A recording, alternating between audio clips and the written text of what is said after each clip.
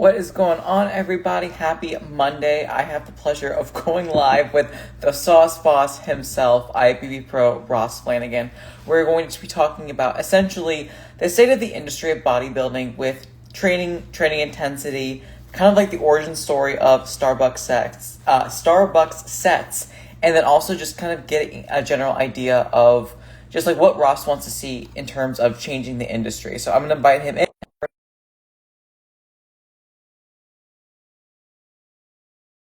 Back and forth before Instagram actually allows him to come on. So bear with us here just for a second.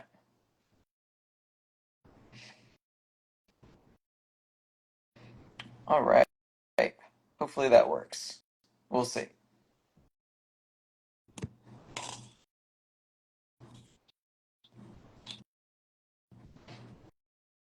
It's like the second time I've been inviting him.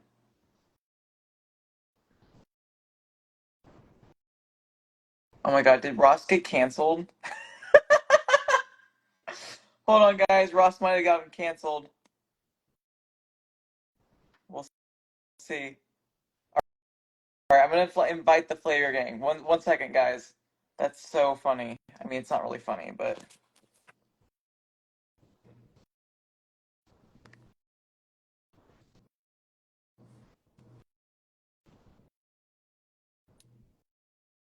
see if I can invite the Flavor Gang.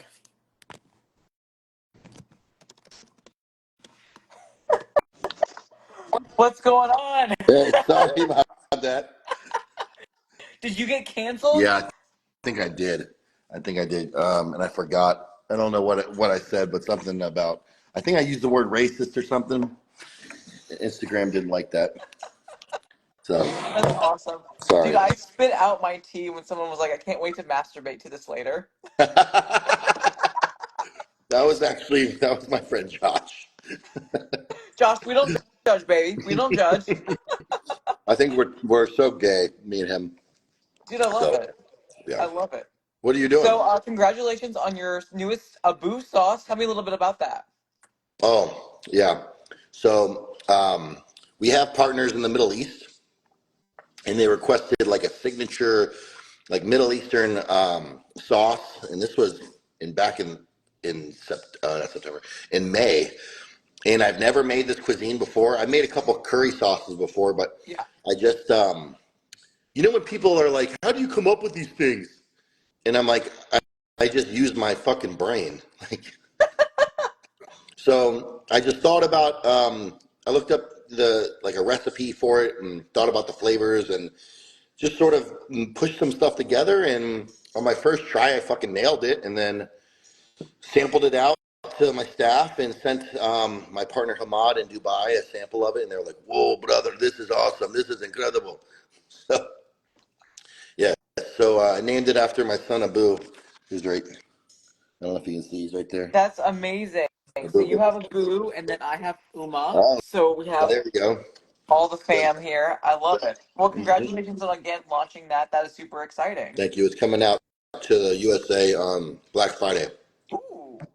Yeah, I was thinking the Pilgrims and Indians, Thanksgiving. Different kind of Indian, but That's whatever. right. That's right. I love it. So tell me a little bit about what was the origin, speaking of like using your brain, what was the origin of Starbucks sets? Like where did you come up with that? Yeah, so I do diet coaching as my like day job, and I require all my clients and athletes to send me top set clips. I call them impress me sets. So or impress sets. They have to impress themselves Mhm. and impress me. And then I get some of these people that they're sending leg extension clips, and they're supposed to be top set, and it literally looks like they're at Starbucks. Just like you know. So I just started like, stop the Starbucks test, guys. We need to, like, we're not at Starbucks. We're at the gym. We're I trying love to it. get. So yeah, they're sending you top sets, yet they look like they're bottoms. I got you. Mhm.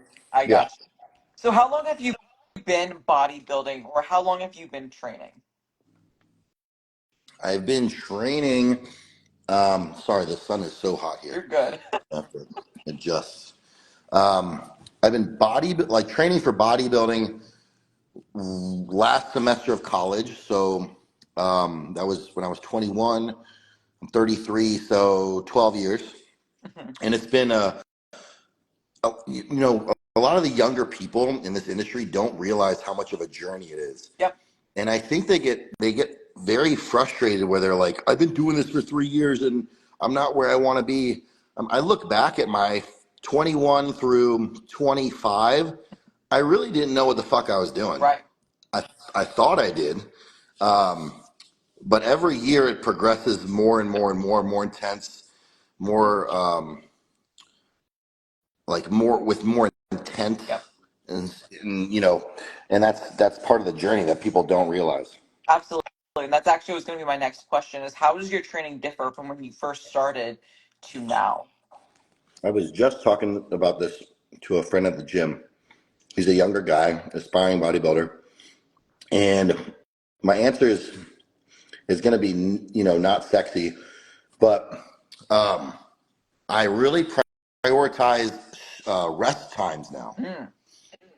and I for my from 21 to probably 31, 30, yeah, 21 to 30, so 8 9 years, I would do about 45-second rests. Yeah. As soon as I was done, like ready to go mentally, I was in the set. Yep. And then the last 2 years, where I really started to grow and improve, I would basically time out my sets to about 2 minutes at a minimum. Sorry, 2 minutes, 2 minute rests. Absolutely. Yeah, so I was able to really give 100%, like a true 100%, and not a perceived 100%. Mm. You know what I mean? So, unsexy answer, it would probably be that, and then more tweaks to the training splits, training volume. But I don't think I could have gotten those other variables if I didn't do the rest differently. Absolutely. So obviously, paying attention to your rest was really important. But how about your training intensity? Like, of course, like when you're newer and you're younger, like you're gonna think that you're training really hard. But obviously, with you being an IFBB pro, like you train hard and train intensely, but you also train with a brain. So kind of talk about the evolution of how you were able to maybe go from like a broccoli-haired kid to how you train today. So, again, first, even in high school, college, out of college, I would go and what I coined this term personally called redlining, like a car, Yeah. like an RPM meter. I would constantly redline all the time. Like that was my obsession, was like to go in there and absolutely annihilate Mm. myself. And I think that's irresponsible and it's counterproductive, especially when you don't have proper rest times, proper recovery, proper rest days. Mhm. Um, so I would say now it's more of like um, wielding your power.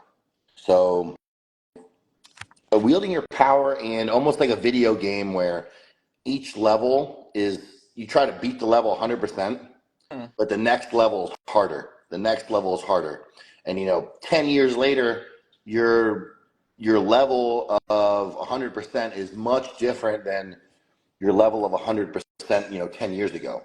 So I would say that it's like a progressive 100%, and Yes. then knowing when to give it my all the time.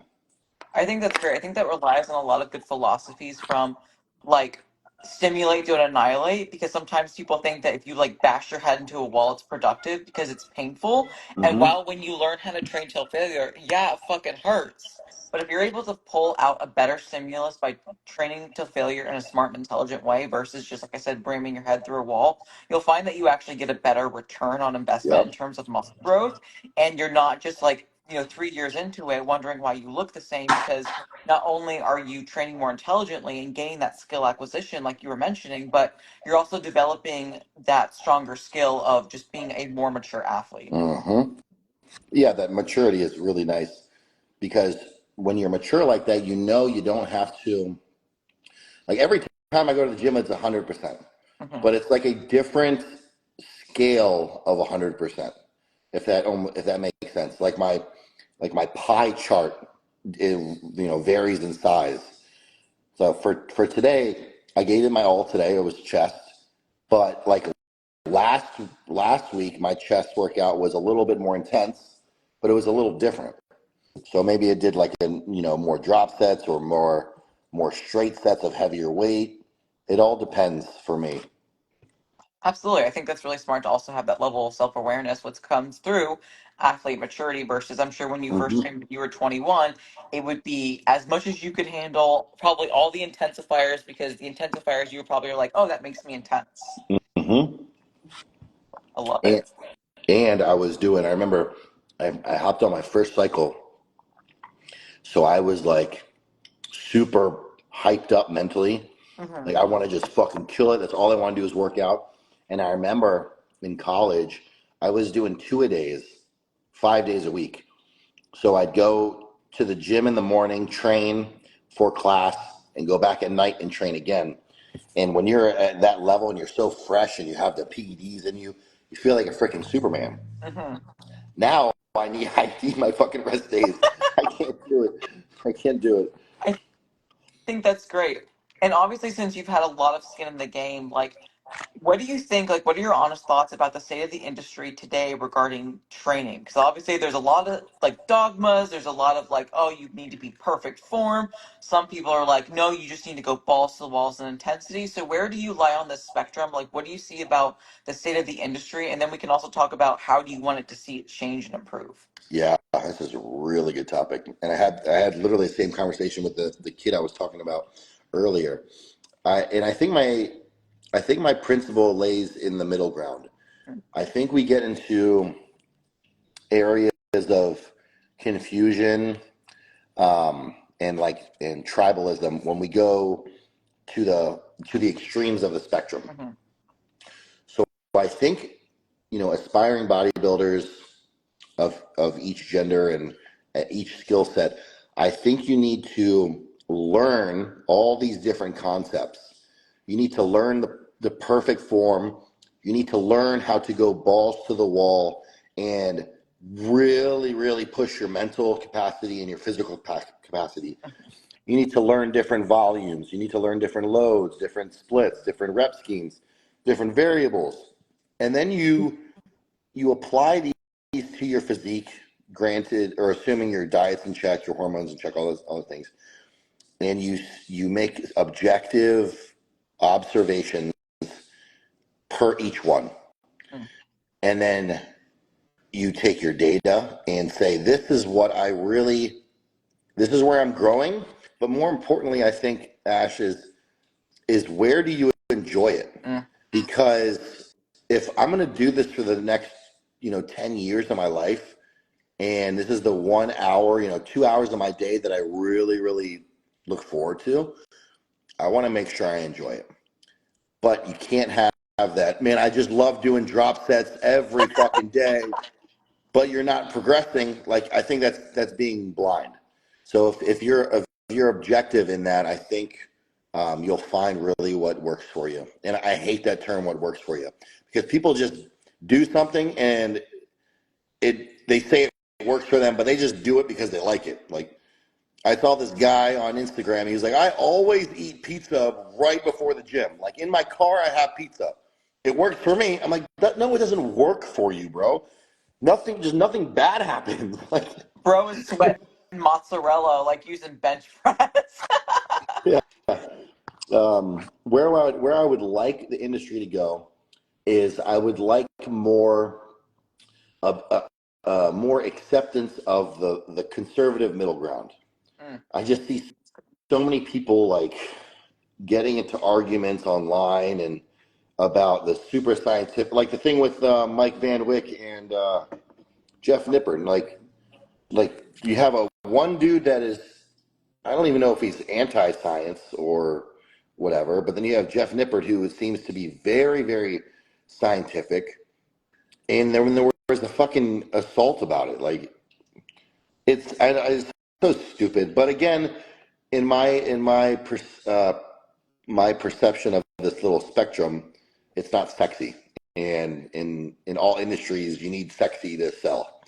You need sexy to create content. You need sexy to create drama. So you could argue that if it continues to be extreme on both levels, like that's good for the industry. Yeah, absolutely. I like your perception there because obviously like a lot of people were like weighing in on my thoughts because they were like, oh, people were asking me my thoughts. Like bullshit. No one asked you about jack shit between those two men. Like those two men just needed to battle it out. And the only reason why we as an Instagram and the community found out about it is because it was recorded via Hmm. video and then uploaded online, which you can make a case like you did in the beginning, being like, I require top sets from my athletes. But on the other end of the spectrum, we see, people videoing themselves that don't know shit about fuck that are now influencers and educators, which again blur the lines of what's true versus what's sexy. Yep. Yep. And then you get into the whole concept of, um, what you have to show for your your principles. Hmm.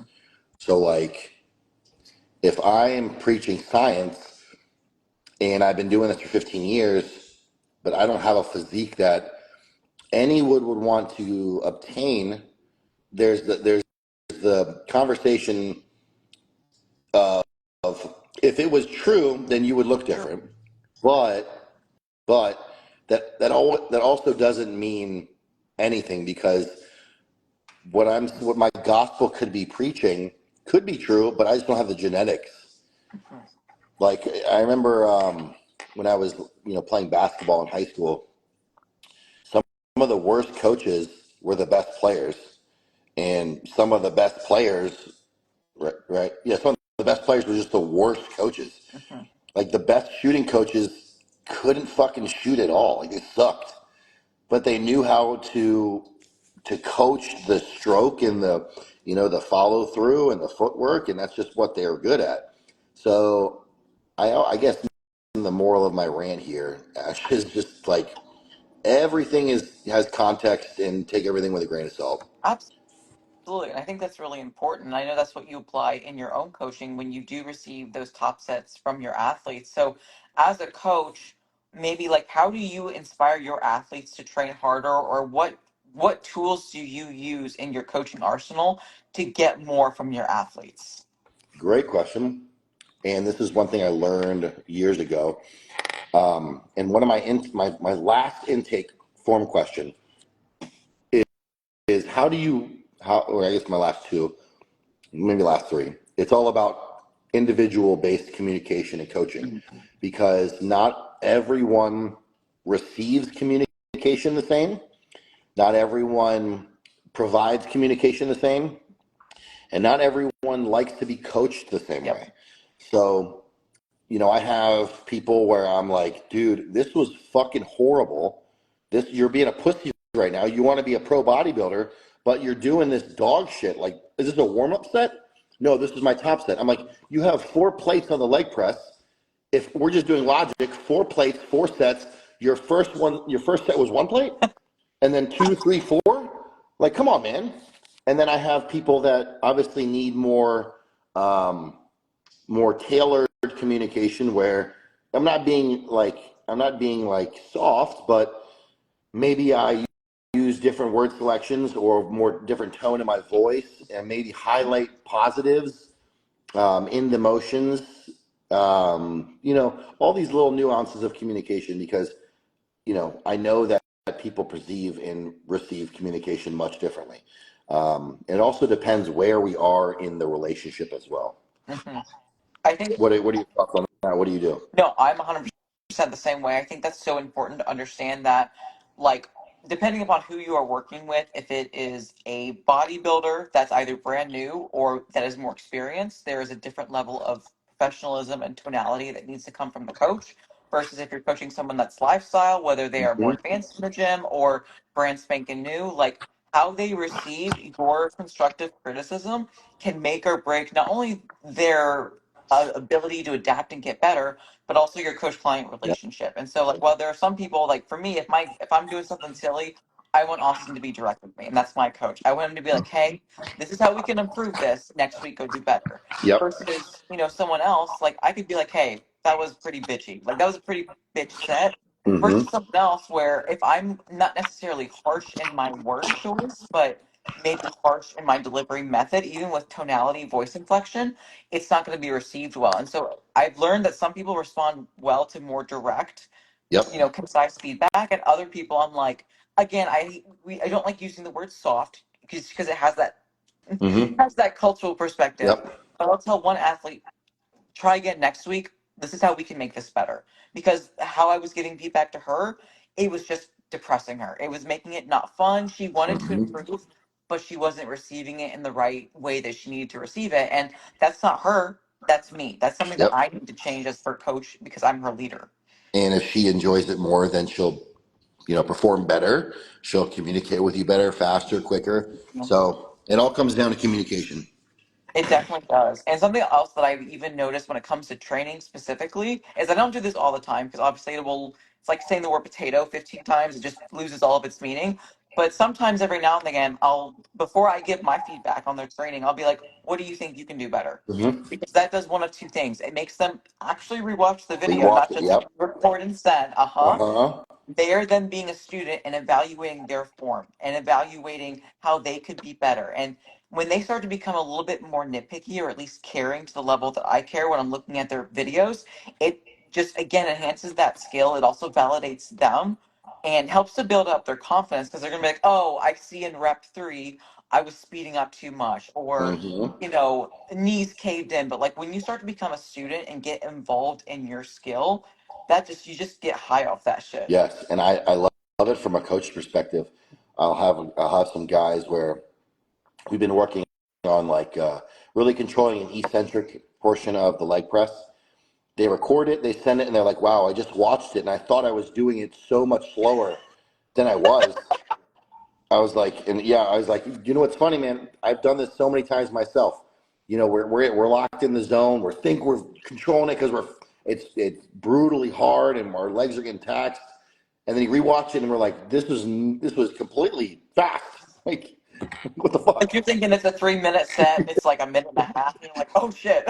Yeah, yep, I love it. I think we did get a question about like training till failure for every exercise. And it is important to understand that training till failure, there's like little boxes within boxes. And so there's different types of failure. And although I don't want to go into that, the failure that like you and I are really talking about is the failure up here. Because like yes, there's technical breakdown, mechanical form breakdown, but we before we even get to there, especially when you're new to training, your brain will tell you that you're done far before your actual body will be done. And so yep. while you can make a case, especially as you are experienced certain body parts, pushing as hard as your body can absolutely push is a great first starting point. And then obviously being smart about what exercises you go to true failure on, like a barbell squat, probably not smart. Like not something I would recommend. A leg press though with spotters, especially if you have bros on either side, that could be a great thing because we've seen some gnarly leg press videos where you're just staying in it and the Mm-hmm. weight's still moving. Yep. Um, I think the biggest challenge for most people I coach is that mental failure. They start getting they maybe they lack Mhm. confidence. They lack confidence in their energy, their control, their strength, their mental fortitude. Mhm. Um, but once you unlock that level, training is truly like pure freedom because you can just take it anywhere you want to go. Like take it for the ride, man. Take it for a ride. And then it's a tool because you shouldn't be doing this every set or every exercise. You will definitely get rhabdo. I've got rhabdo 3 times. Yes. Um, so it's a tool, and I would, if I'm being like sciency, I would probably program them into like some sort of mesocycle or mini cycles of failures. Um, but you have to make sure that you're also training intuitively, which I don't really like that word because I think people use it too much because they're not to the level of training or dieting where they know where they truly grasp intuition. Yeah. Like for example, let's this past Friday, I was supposed to be doing legs, and I just just was not. I was not feeling it. I was not feeling it. So I put the legs on a different day. Mhm. I think we have. I think we have to maybe earn that right. For sure. You know what I mean? You have to earn that level. You have to earn it because you have to live through it, developing that level of self awareness as an Yeah. athlete. It's not something that you innately are gifted with, especially with like how you were typically raised, like like eating intuitively.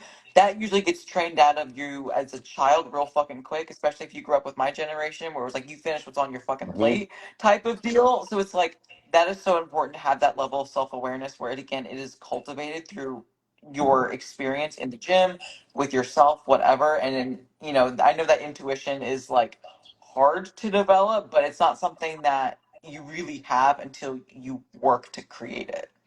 Hmm. I love it. I love it. What are something that maybe that you tell yourself, whether I hate to say mantras, not to sound woo wooey, but like when you were training and training hard, what are some things that you tell yourself to stay in the set? Well, today, it's usually like self-deprecating. Sure. I call myself like a pussy bitch. Don't be a Yep. bitch. You're a fucking pussy. Stuff like that. Um, Either that or I almost go blank in my head Hmm. where I try to just shut off all thoughts. Yeah. Um, all those voices, I think, they can, like, no pun intended, I think they can get in your head. Yeah. Literally. Yeah. Psych yourself So, out. so I think maybe just sometimes I'm like literally going to go to a like a lack of a better word, space where there's just no there. It's just infinite. Where I'm not having anything. I'm going to just go as hard as I can, and we'll see what the fuck happens. I like that. So it's either like, self-flagellation or just like blank. Mm-hmm. I Yep.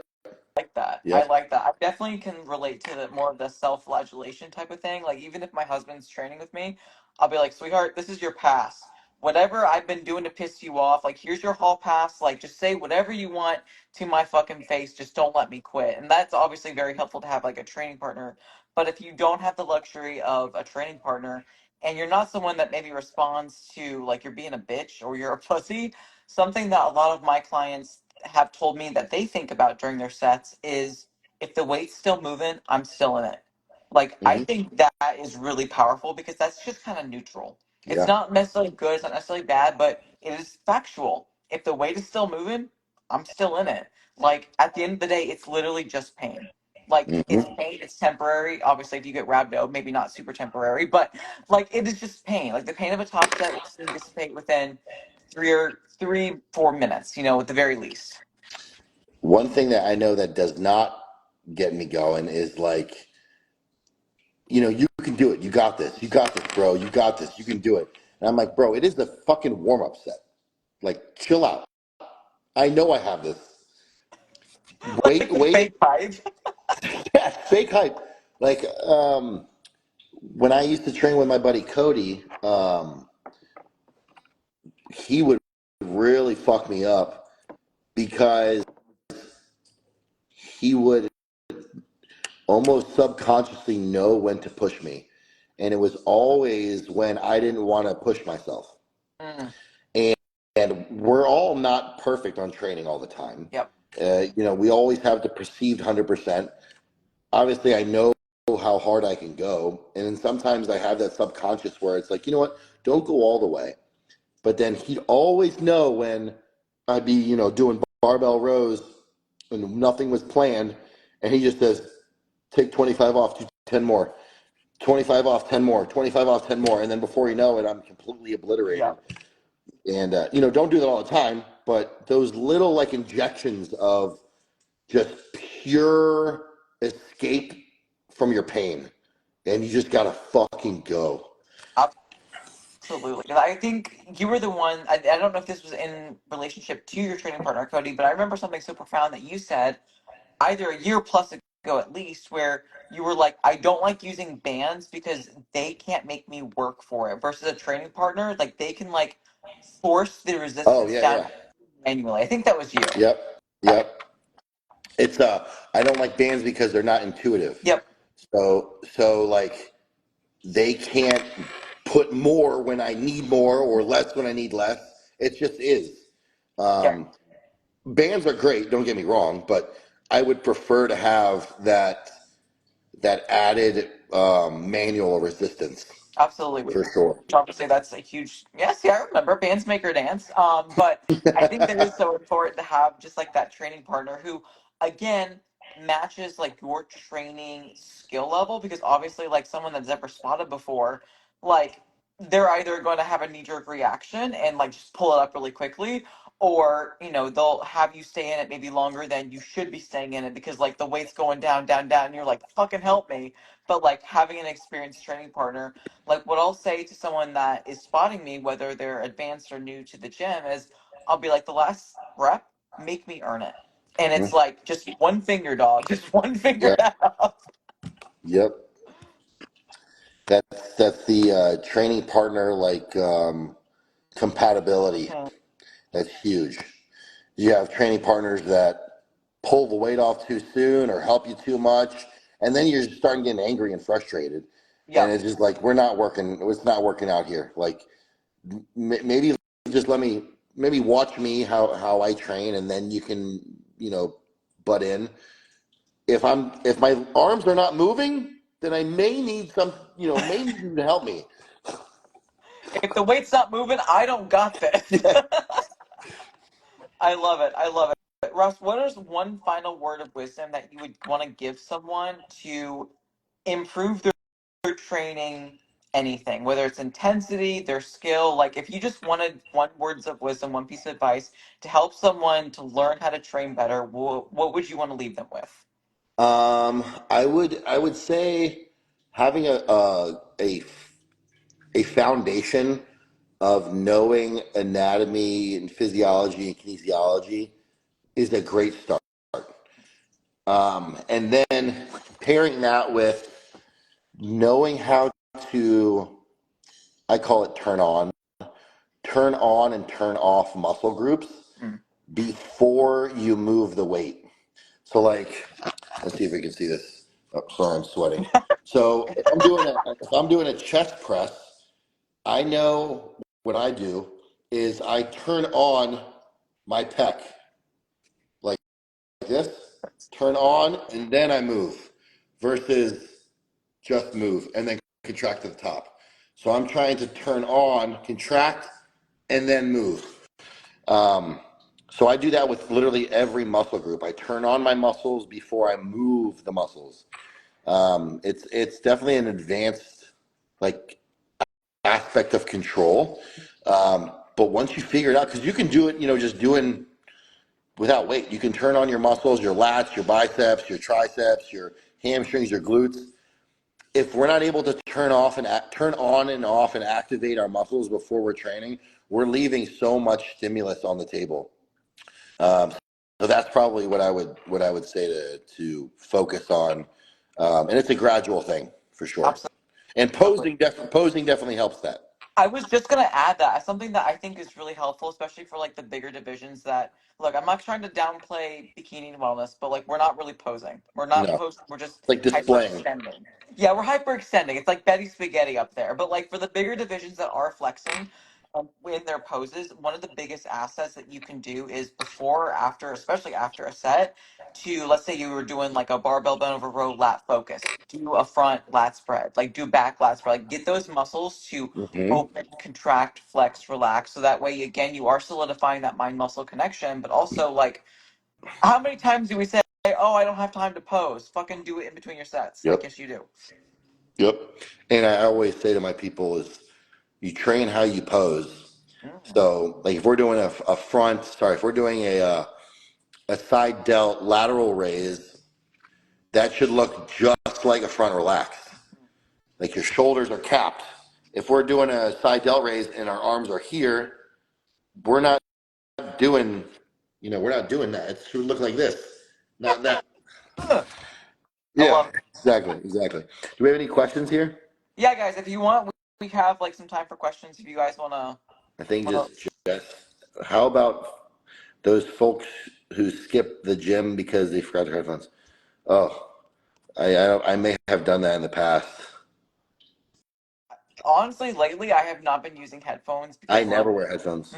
it's it's a next level. Like if we're talking about skill acquisition, to be able to train with your thoughts, with your demons, like that's pretty powerful too. hmm I haven't done I haven't done headphones in the gym since I used to train at the gym I hated training at. Mm, So now I train at this gym called Factory. I love being there. And one of the reasons why I don't like training with headphones anymore is that I think it's people don't like to be talked to at the gym. That's we know that's true. I like to talk at the gym. I like to be approached. I like to be approachable, and I like to get asked questions. So if I can help people, because I love helping people, if I can mm. just be in a different, if I can be in a way more approachable and less mean and scary, um, and that maybe helps with not having the headphones, I'm all about that. Absolutely. I think one of my favorite things that I read recently in a book talking about like just the kind of like being a better manager and having like better communication is like the difference between a neighborhood and community is you, and that's absolutely the truth. It's Mm. like how you interact within the gym makes it either a gym or it makes it like your second Ooh, I home. And love I think just having that. that availability, yeah, so that way, because again, like I know headphones hoodie up, like it looks really cool for the gram, but like it doesn't look very approachable, especially for someone that's brand spanking new. So it's like Exactly. I do two things if I need a spot and I don't have like my normal training partner. Either I'll pick the biggest IFBB pro in there and be like, hey, can you give me a spot? Because I find that to be motivating. And again, they're just people. Or I will find someone that I have no idea who they are, that they look new. And I'll be like, hey, have you ever given someone a spot before? Like, would you mind giving me a spot? If they have no idea how to do it, I'll explain how, like, what I'm going to be doing, how they can spot me. And it's just Mm-hmm. like, it just helps literally make the gym a communal Yep. space. Love that, and completely agree. Completely agree. I for a long time I had a long streak of every single day I had to help at least one person, Mm. and it was literally no what's the phrase, um, no ulterior motive, literally Yeah, just wanting to help them. And I had to get back to it, but I had like 40 days straight. It was awesome. It I was awesome. love that. I love that. I think we did get a couple of questions. Someone, oh, the mystery bowl of gains. I don't know. I made Eric try it. I was so annoyed. I have no idea what the fuck it is. I get so angry. You're going to feel so dumb. Do you want me to release the flavor on live? Or you can just text me and fuck everyone else and let them go crazy. Let's do that. Yeah, because I just couldn't handle it anymore. Like I just got so violently angry. Oh, Luke said, Um, what's the mystery? What flavor is it supposed to be? I can't tell you, man. It's a mystery. I will say it's a candy. It is a candy. so someone said else they stopped wearing headphones, and then there's actually a question, Ross. I know you're a big proponent of steps between sets. Do you limit these on a big leg day? Whew. Do I limit them out of choice? No. I would say I limit them due to ability. Mm. So typically, Ash, I do the way Factory Gym is set up. It has like a natural lap. Oh, nice. Yeah, so it's about 300 steps for one lap, and I'll typically do two two laps and then a set, or two laps and then get back to my station, get in the zone, and then do my set. I think leg day is like one lap, but longer rest. So that was Ryan, who he's actually one of my athletes. He trains really hard. Um, he asked that. I love that. Ross, how many days do you hit legs a week? I hit one, and I've been unmotivated to train legs recently. So I don't know why. I don't know why. I think I got in my head that I need to have more recovery for my upper body, Yeah, and I don't know if that's a good thing or not because I love training legs, but I really need my upper body to grow. yeah. I mean, just comes into the recovery equation. But the reason why I asked is because, like, I always find it so interesting because obviously, bigger gentlemen, bigger guys like you, bigger men, like, you can hit legs once a week, maybe twice every 8, 9 day cycle, it depending upon your recoverability, your lagging body parts. But for me, that's someone that trains in the bikini division where I just need legs and glutes to come up. I'm Mm. hitting that bitch 4 days a week, and I'm just How? like, How do you do that? I cry a lot, but no, it's just how the volume is split out. One might be more lower body focused, where it is more triple extension, versus one of my other days might be more posterior focused, so just doing glutes only with a little bit. Ross, I think I do 4 or 5 upper body movements for the entire week. It's like Wow. shoulder press, rear delt fly, a wide grip pull down, and some chin ups. Like, that's all I get to do. Everything else is hip thrust, kickbacks, back extensions, squats, So are deadlifts. you super sore in your legs or? So as of right now, so I deloaded for a week because we were switching training blocks, and I just wanted time out of the gym to fully recover. And that's one of the greatest sensations you can have as an athlete, is to just be out of the gym for like 5 days while we get into this new rotation. But I, yeah, I'm fucked up right now. Like, I check in tomorrow with Austin, and I'm just gonna be like, "Who hurt you? Like, why did you do Why this to me? me? Why me?" Hey, Hamad's in here. Hamad is my partner in Dubai. He's the one I made the abubu chicken for. We're very thankful for him because that sauce sounds fire.